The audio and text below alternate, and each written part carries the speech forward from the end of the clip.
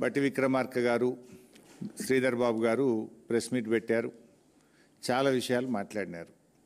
సరే, ఒక అడుగు ముందుకేసి తమ స్థాయిని దించుకునే విధంగా నన్ను పట్టుకొని అన్ఫిట్ ఫర్ పాలిటిక్స్ అనేటువంటి మాట బట్టి విక్రమార్క గారు నన్ను ఉద్దేశించి మాట్లాడారు.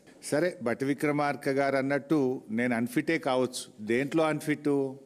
నీలాగా ఫైనాన్స్ డిపార్ట్మెంట్లో ఆర్థిక మంత్రిగా పనిచేసినప్పుడు 20%, 30% కమిషన్లు తీసుకోవడం నాకు రాలేదు. దాంట్లో నేను అన్ఫిటే.